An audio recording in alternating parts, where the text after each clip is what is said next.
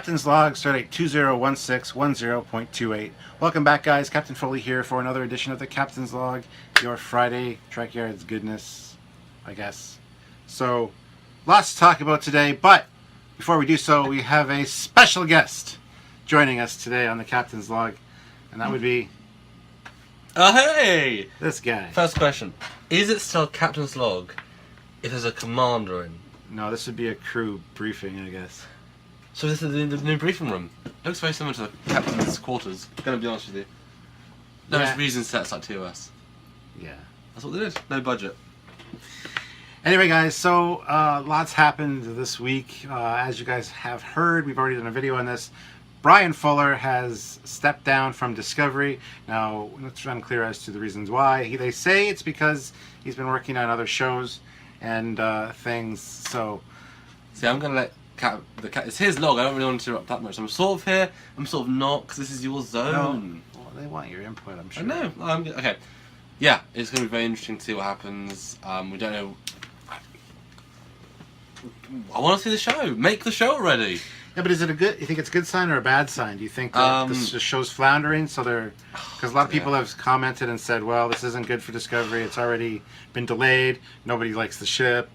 This is just another bad thing to add to the lineup." So it's certainly another talk-worthy point.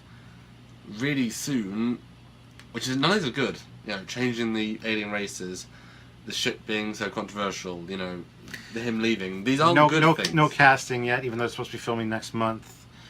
We need something like, hey, you know, well, at least say the news, you know, it was profitable before production, that's a good news. Nicholas Meyer's good news. I mean, you need some more good press. They should release something soon as like an image teaser of like another ship in a nebula, really far away, so it's sort of a silhouette. It's like, oh, that looks like cool CG. Show us what you can do. They're missing out on the good press. They need to do something. Well, I don't know. It makes me worried for the show. I really think it might be floundering, and I'm not happy about that. I don't know if floundering is the right word, because it's not even being made yet. Exactly. So can't even get off the launch pad. No, that's not. No, it's not true, because it hasn't started being made yet. So it's a case of changing it before it starts, which is sort of good, because if he was floundering in the middle, if he left halfway through, it'd be like, oh damn. Like, true, that's a good point. The Guardians director, I think he left halfway or something else. Well, that was James Gunn. Ant-Man, he left. It's like, oh no, it's floundering. You know, but if it was the right decision, it was the right decision, and we'll see. Like I said in the other video, who knows, these guys might be more interested in making more canonical Star Trek, which would be great. We would happily enjoy that, I think. Another thing that we find interesting about that article when we first read it is that it originally said that each episode would be around the $9 million mark. This is really fascinating. For budget. Because we read this article a few minutes after it was posted. 9 million. And each episode of sort of Star Trek was like 1 to 2 million in terms of the Enterprise, and then Stargate was like $1 million per, and then I think Game of Thrones was like 5 or 6 million. But then what happened? And then while we were filming our quick breaking news that he stepped down, while we had the article in front of us, the information actually changed to, what was it, 6 to 7 million per episode. So that's $2 million shy of the $9 million that they originally posted. Budget saved by losing Fuller, didn't they? Crazy. Maybe, yeah. Now, that either is they got it right first time, and then somebody said, guys, you can't actually let them know the real number, because that's a bevy. That's why I wanted to discuss it in this episode. That 9 million episode is something ridiculous. 6 to 7, a bit more realistic. Like I said, I think 5 or 6 is Game of Thrones. If you're building all these big, complicated sets, but then they have big, location shoots. They have a huge cast. They have the same sets, relatively speaking, every season for a lot of the things. I mean, what do you think? Okay, let's go for the 9 million first. I won't talk about that as much because that's now been redacted. Yes. Because they're definitely. I mean, you saw it too, but didn't you? 9 million. Yes, absolutely. Yeah. What do you think about 9 million episode? What does that say to you if that's actually the case? Well, then we have something special to look forward to, I think. Good perspective. I like that. Plus, they gotta pay all these guys. They gotta pay like Nicholas Meyer and all the big names that they have involved with this. Are you saying they got William Shatner for every episode? That's why it's 9 million. Well, that was a spoiler. He's Admiral Shatner. No, we don't know. What's his name in Boston Legal? Denny Crane. Admiral Crane. That would be funny. Of the USS Boston. In 5 episodes, he charged 12 million. So they had to stretch that out over the 12 episodes to make an extra million. No. No, I think that it speaks to high production values, obviously. And like they said, they want to go serialized, much like Game of Thrones. So what that entails and whether that actually warrants bigger budget than a regular episodic series is kind of up in the air. I don't know if that's the way it works. And you've got to remember that they're moving to Toronto, have moved, for cheaper costs. To save costs, exactly, yeah. Now, that could mean that if they're in LA, it costs $5 million to make an episode, raw costs. But in Toronto, that costs $3 million. So those extra million you have goes towards CG, crew, cast, whatever, which is obviously a good thing to do. But a $9 million budget, now, I think we should probably move on to the 6-7, because that's what the article actually says now. Yeah. So 6 or 7, a bit higher than Game of Thrones, which could imply, because Game of Thrones brought in only a couple of name actors, this could imply a couple of name actors, which would be quite interesting. Well, I can't imagine like a Scott Bakula would charge that much, honestly. It could be, too, that the $9 million was for like the first episode or the first 2 episodes, and somebody got a hold of that number and threw it in the article by mistake. I mean, it was reportedly, that was what they said in the article. Yes, and then but then they did fix it. So I still think 6 to 7 million is high enough for I remember some good Trek. I remember reading that the Enterprise pilot was like $8 million to make.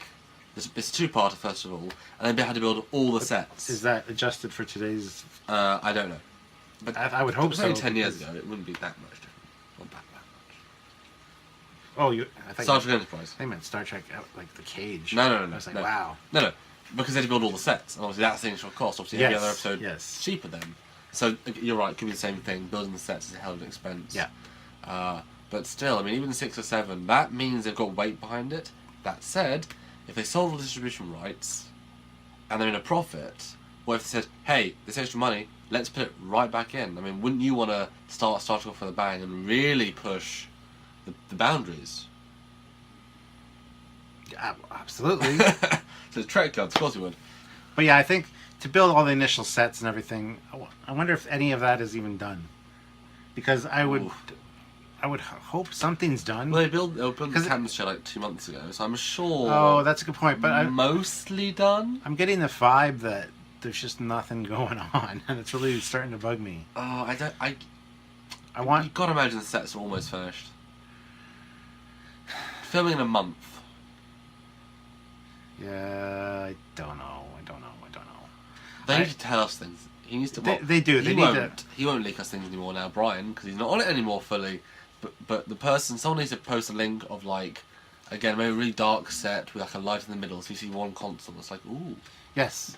They need to do something. They need to tease us a little bit. I mean, viral marketing is so important, especially for this internet age, and little pictures of the hilt of a communicator or a phaser, sorry. Yeah. Little things that just show you glimpses every week would be like, ooh. But and it's a perfect series to do that with. Yeah. You know, like Game of Thrones or something. It's like, yeah, whatever. Well, that didn't have the same hype starting up. Oh, exactly, yeah. And a lot of people didn't even see it until like the end of the season or second season. Then it obviously gained momentum. But a series with the geek fan base already interested means we're all. Who you calling a geek?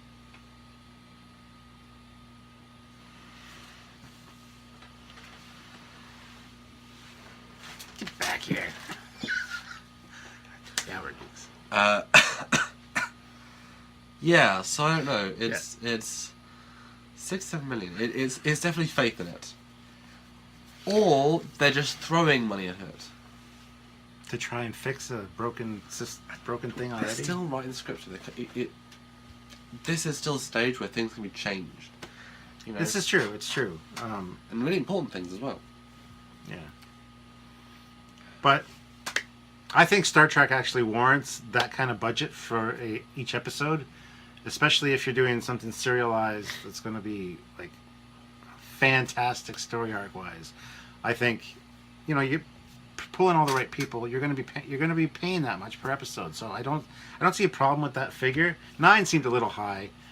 6 to 7 sounds more reasonable to me personally. More like something I would have expected. When I heard 9, I was like, oh my god, that's insane. Hence, talking about it. But it could be that it's their sort of flagship CBS All Access program, and it could relaunch, you know, a hell of a lot of things. A new generation, a next generation even, of fans. Yeah, he said that, guys. Yeah. But I'm just wondering, if it's very serialised, part of that is that you take place in the same sort of set, same sort of, it's not, now this week we need a new alien, a new spaceship, a new whatever. So therefore, surely, once you've built the spaceship set, that's going to be a lot of the action. It could imply they're doing really detailed, space stations and alien worlds and maybe even huge green screen. I mean, CG costs more these days. They could be doing it 4K natively. So I'm sure they will. Well, even CG effects, that would be a huge cost. But then again, you're thinking about future proofing. 4K would be like that. Can be doing a 3D version natively. Maybe they're gearing up to a cinema release. These sorts of things would certainly bring in some new fans. If the pilot episode is that good in 3D natively in 4K, that would be a beautiful cinema, and they get almost a free movie out of it. You can imagine the ticket sales for that would be ginormous, or very small. I guess what I'm just trying to get at is I'm very discouraged by all the news we're hearing. Again, there's not much positivity around it. We got a cast, and we've cast this person, and we have, like you said, the little teaser promotional clips and scenes of, different tech and stuff.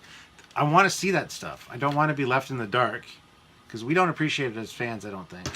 But I don't want to... all we hear is bad news all the time. It's just a little much. It's perspective, isn't it? Balance of Terror is not saying bad news or good news. Well, yeah, it was good news, but it was so vague. I've got to ask though. Now, this is still another just another TV show in the broad scheme. How far back would you expect to hear casting? Do you expect to hear the full casting shoot before it's even started filming? Is that normal? I don't think that's normal. Like Game of Thrones, did you hear the casting before it was filming? I have no idea. Yeah, I don't think that's normal. Like Doctor Who does that. They do casting before filming, or at least as filming, because that's a big deal. And obviously, people see them in Cardiff, I think. But that's to get hype. I don't think it's normal. Maybe and to be fair, remember Star Trek Voyager? They changed the Janeway character in the first week.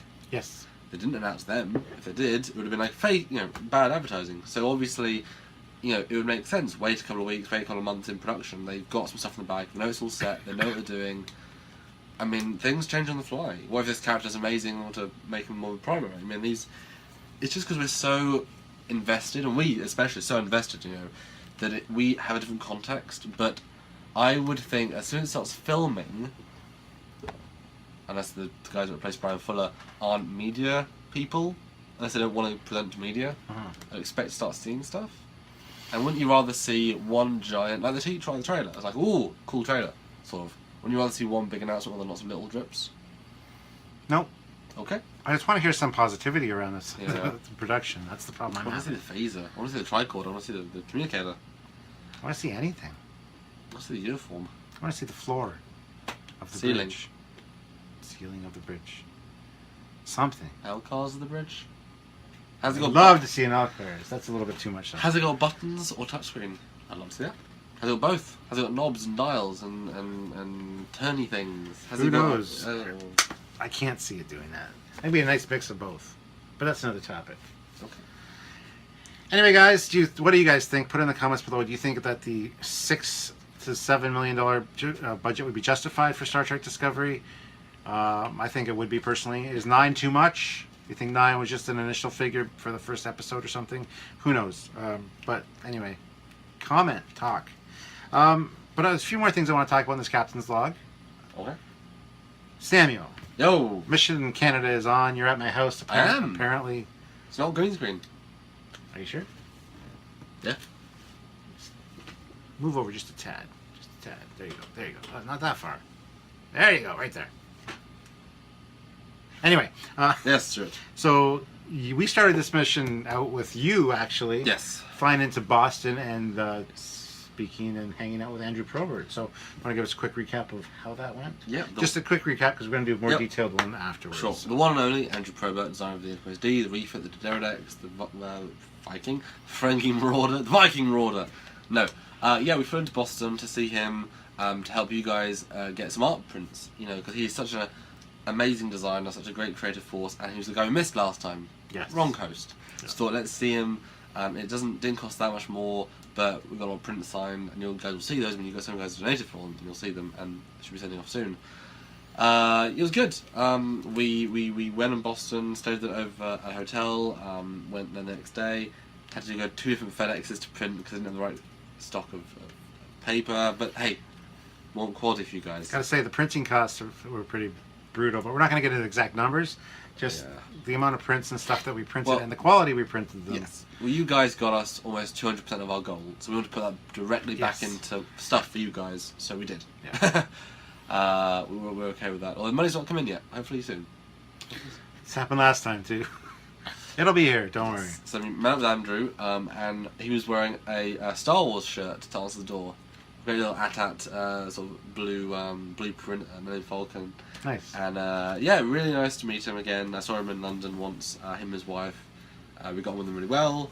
A nice chat. We just kind of surreal being in his house, and we've been in Doug's house, much more full on in Doug's house. Andrew's much more subtle. You can tell his wife doesn't really like sci-fi. So there's like trinkets here and there, but it's more clean. And then his office is full of stuff. Not like this though, less crazy, like you.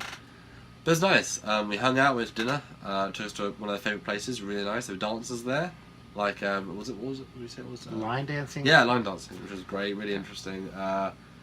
Amazing mashed potato. I love mashed potatoes. Yeah. And that's what I love about America. There's just so many different types of food that are all really good. Yes. And bad for you. Oh, very bad for you. The worst. But that's the best kind of food, right? Yeah. And then woke up the next day. Dad and Andrew woke up. Dad was there too. My dad. He wanted to see the Phase 2 sets, or the new set tour sets. And so yeah, we had a look at everything there. They were chatting for a few hours in the morning before I woke up. Andrew showed us a little family holiday video. He was really proud of. It was pretty good. And then we had lunch, did lots of signings, a lot of signings. Hopefully you guys will be excited because there was a lot of work. A lot of Andrew was a real sport because we wanted to get you a lot of stuff for you guys, and he was really good about that. But he understands that, you know, you guys don't have access to that legend, but through us, you guys can get a piece of that, high quality renders and a signature. So that was cool. Out to lunch again the next day before we left, and then we left quite early to go meet you in Trekyards. That was the summation of the trip. It was good. Andrew was full of life and dry wit, lots and lots of dry wit. It was nice to hang out with his wife as well. Got to hear how they first met. It was a lovely little story. Well, yeah, it's getting kind of detailed. Okay. Right, so we ended up going to Ticonderoga, of course, to Trekyards. Yes. Got to get on the sets. Got a lot of footage for you guys. They're almost finished. It was great. Much better than last time. Yes. Under construction. Lots of great interactions with James Colley while we were there. We got to hang out with Doug, of course. Got some great interviews between the two of them. They're just old friends catching up. Kind of got tangentially off track as per usual. Hard to pin down together, but we got something, guys. Yeah, it was good. It was good, and I loved hearing their stories. I could listen to them for hours, but we needed to reel it in for you guys and get something that was, you know, editable. Editable, is that a word?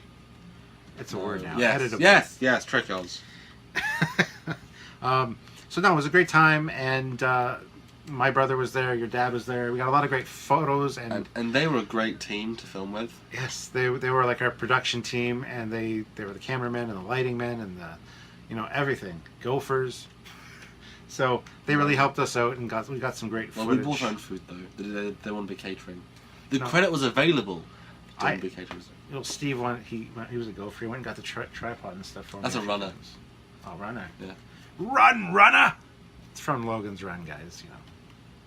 Anyway, so yeah, it was great. We got a lot of cool stuff, especially for the upcoming Constitution class episode. We were busy. Hey, you see, you're crowding me again. Look at on the screen. You can slide over a bit, just a bit more. Yeah, but then I'm at the edge of the screen. It's fine. I'm always sitting there at the edge of the screen, always in my captain's log. See, well, I mean, okay. But see, you got a little bit too much room there. It's my captain's log. I can direct it the way I want. Yes, you can. There we go. All right, so no, but it was a good time. You think we had a good time? We got to listen to. I asked you a question and I cut you off. Go ahead. Did you have a good time? It was busy, and it was one of those things where last time we didn't get to achieve very much at all. So this time we really made up for it, and really got to experience it all. And that was a hell of a thing to be able to do. and get the opportunity to do. James was very kind. Trusting is the word. He trusted. Yeah, we got a lot done. I think one thing to really note about this trip is that last time we didn't really manage to achieve much at all. This time we made up for it. Seriously. I mean, I was running around. Like I said, your brother and my dad were really great assistants. They honestly, knowing now how much work it was, if it was just us last time, it would have been so much more difficult. They really made that work. It needed more hands, needed more time. But we were filming literally from before the doors opened both days until after we were meant to leave, but everyone stayed a bit later. So it was busy. But I'm really excited to see what comes out of it, honestly. I don't know about you, what you feel about the footage of the taking and stuff. Yeah, I'm excited to see it all edited together because it's going to be great. And like I've seen some of it kind of after it was filmed. Yeah. And I'm excited. I gotta say, being on the bridge with the proper lighting and stuff, I mean, it looks great. I think the best part for me is getting to film this guy in the captain's chair, properly filming it, and looking properly, not necessarily TOS, because TOS was all never widescreen, but that, like, I wanted to film on TOS sets for as long as I wanted to film, although we filmed some, not stuff I wanted to necessarily film, because we had time limits, but to be able to film you properly was a real treat. Thank you. And to give you the footage that'll mean something to you in the future. So, and then we came back here, and we've had a great time here. We got all your perks ready to be mailed out. We're actually waiting a day or two to mail out the final prints, just because we're waiting for the Indiegogo money to help with the costs for that. Yeah. Because, well, I guess we're going to have them sent out this week for sure. Yeah, well, before I come back while we're still on the trip, which is really cool, I think, for fans of the show. And a lot of people have got their comm badges even before, just as we were coming back from Ticonderoga, which was fantastic. The United States Postal Service did a fantastic job with that. And we welcome all pictures, videos, everything, to put them on the Trekyards page. Share what you've got, your perks, and share you enjoying them. We want to see that kind of stuff. So definitely do that. Even when the prints come in and stuff, if you could share that, we would really appreciate it. Yeah. Tag us in it. Tag us in it. Please do. I mean, we worked hard to get those for you, and you paid money to help us to get the perks. So we want to know you got them. Exactly. So anyway, guys, I think we're going to call it quits for today. It's rather a short captain's log. Not going to get into any questions or comments from the previous one. Because it's basically, I'm invading, so you want to have your own space again for a proper captain's. So I enjoy watching these, but I can't watch this one because I'm in it. I've experienced a live captain's log. I've migrated, so now you have to come film in my zone to be a Commander's Q&A and just whatever else we film. Someday. Someday. But for right now, that's where I was going. Yeah. We're going to call it a wrap for this captain's log. So please comment below. Talk about Discovery, whether you think that high of a budget per episode is warranted, justified. How makes you feel? Yeah, what did you think about the $9 million one that was changed right away? You might not have seen that if you didn't read the article right away. So obviously Brian Fuller leaving. Yes. Are you just disheartened by that? Are you encouraged by that? Is that a good thing for you? And tell us if you know these new executive producers. Are they Trekkies? That's a big question. If they're not, that's an issue. That's an issue. Yeah. But then again, Eric Henry says Nicholas Meyer wasn't a Trekkie. He made like the best 2 Star Trek movies. Yeah, he didn't know anything about Trek, so... But he respected it correctly. Yes. So, just like Simon Pegg did. Yeah. Correctly. So, in case you guys didn't know, the new producers are Gretchen Berg and Aaron Harberts. So, if you know about their work, let us know in the comments below. Please do. And looking forward to reading all those guys. So, until next time, this is Captain Foley. And Commander Cocking's in the Captain's Corner. So fun. Until next time. Bye, guys. Bye.